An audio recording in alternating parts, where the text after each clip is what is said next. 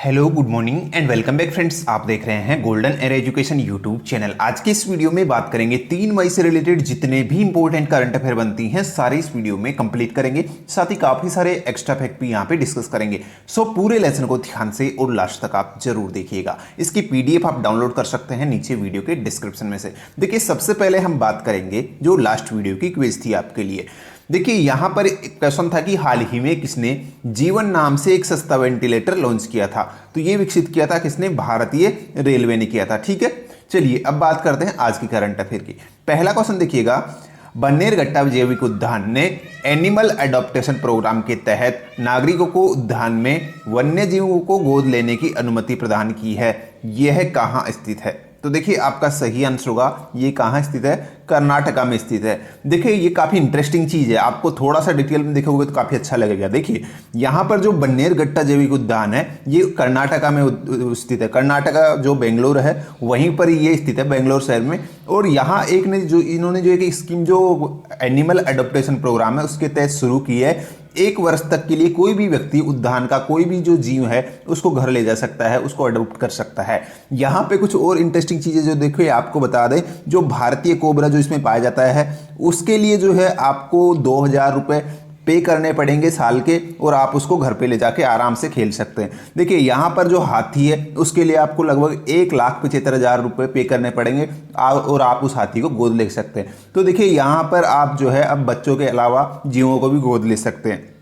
इसके अलावा इस उद्यान से आप जो है जंगली बिल्ली, असमिया लंगूर, काला हिरण, सांबर, इन सभी को जो है 1 वर्ष के लिए जो है घर ले जा सकते हैं, गोद ले सकते हैं। तो ये इनकी कुछ जो है कुछ मतलब कि प्राइसेज रखी गई है जो आप यहाँ पे मैंने बताया। ठीक है, यहाँ थोड़ा सा अगर मैं इस अभ्यारण्य के बारे में और विस्तार से बात करूँ तो देखिए, तो इस विद्यारण जो ये अभ्यारण्य है, जो ये उद्यान है, ये कर्नाटका के बेंगलुरु में स्थित है। ठीक है, कहाँ पे? कर्नाटका के जो बेंगलुरु शहर है उसी में स्थित है। और इसकी स्थापना 1972 में की गई थी। ठीक है, 1974 में इसको राष्ट्रीय उद्यान का दर्जा दे दिया गया था। और यहाँ पर 2002 में उद्यान के एक हिस्से को जैविक रिजर्व बना दिया गया था, जिसे बन्नेरघट्टा जैविक उद्यान अब कहा जाता है। ठीक है, एक चीज यहाँ पे जो इंपॉर्टेंट है, जो वर्ष 2006 में देश का पहला तितली पार्क स्थापित किया गया था वो यहीं पे स्थापित किया गया था। ये क्वेश्चन पूछा जाता है। ठीक है, पहला तितली पार्क जो स्थापित किया गया था 2006 में वो यहीं पे स्थापित किया गया था। ठीक है, चलिए नेक्स्ट यहाँ पे देखिएगा, हाल ही में किसे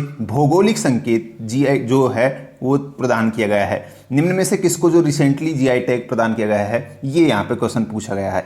देखिए रिसेंटली इनमें से ऑप्शन में से, वैसे तो अभी जो मैंने कल के वीडियो में बताया था कुछ और भी दिए गए थे, लेकिन यहाँ पर ऑप्शन में से जो कश्मीरी केसर है इसको हाल ही में जीआई टैग दिया गया है। किसको? कश्मीरी केसर को। चलिए थोड़ा सा विस्तार से इसके बारे में बात करते हैं, अच्छा लगेगा आपको। देखिए यहाँ पे जो कश्मीरी केसर है इसको हाल ही में जीआई टैग दिया गया है।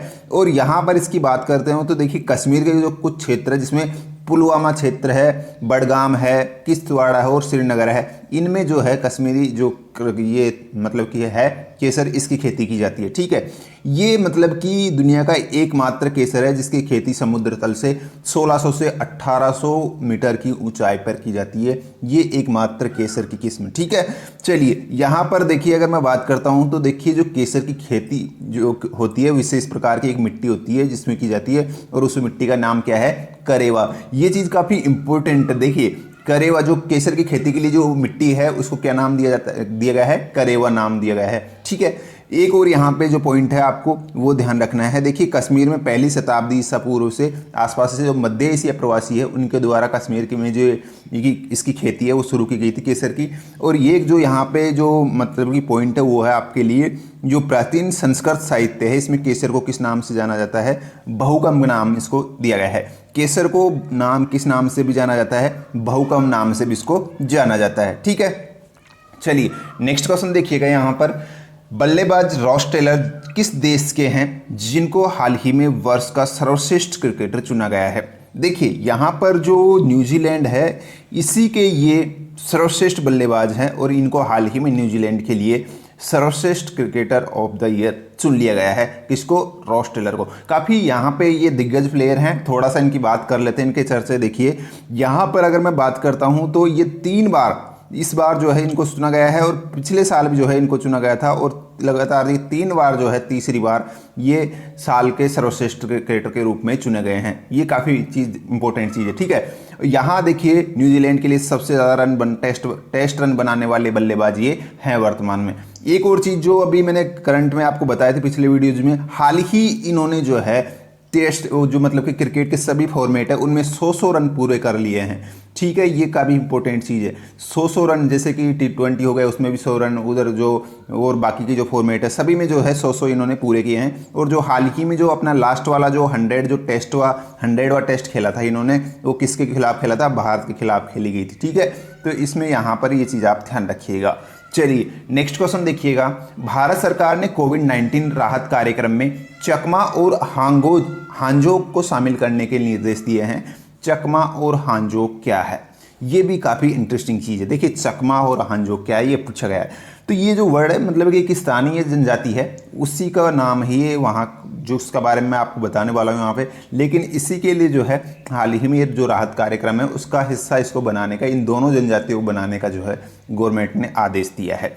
देखिए तो यहाँ पर आंसर होगा आपका एक जनजाति का नाम है, ठीक है, चकमा और हांजो। चलिए थोड़ा सा यहाँ पे हुआ क्या है, मैटर क्या है वो जान लेते हैं।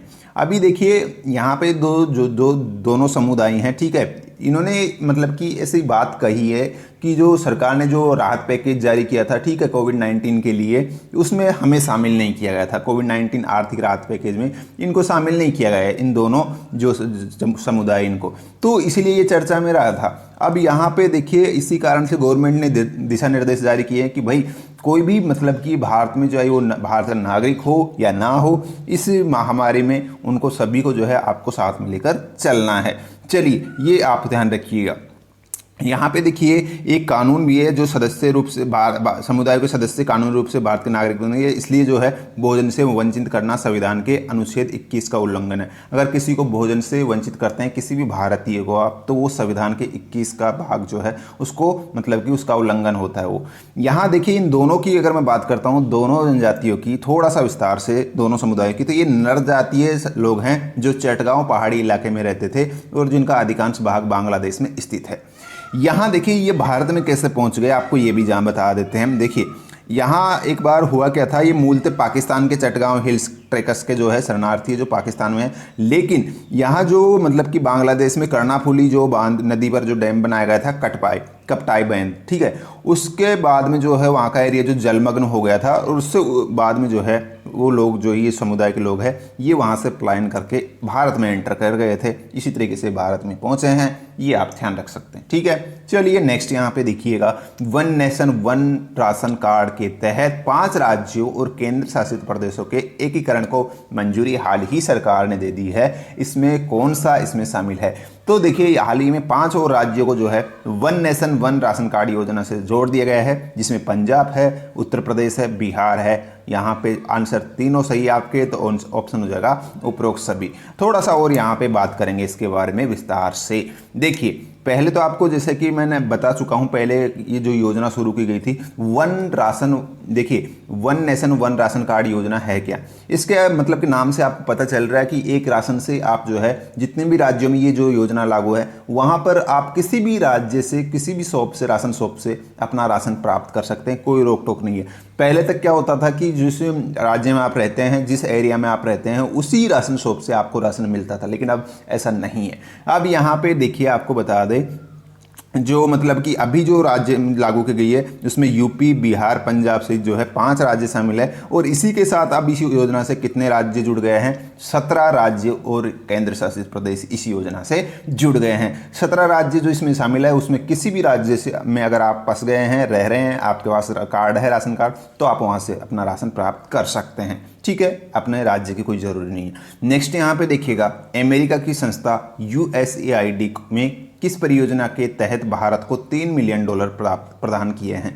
तो ये किए हैं पहल, जो पहल एक स्कीम है, इसके बारे में बताऊंगा आपको। इसी योजना के साथ जो है जो USAID अमेरिकी संस्था है, इसने भारत को $3 मिलियन का अतिरिक्त जो ऋण है वो प्रदान किया है। इससे पहले ऑलरेडी जो है ये भारत को 5.9 मिलियन का जो है ऋण दे चुका था, लेकिन अभी इन्होंने जो है $3 मिलियन की अतिरिक्त सहायता देने की यहाँ पे घोषणा की है। ठीक है, इस योजना की अगर मैं बात करता हूँ, पहल योजना की, पहल की बात कर रहा हूँ यहाँ पे।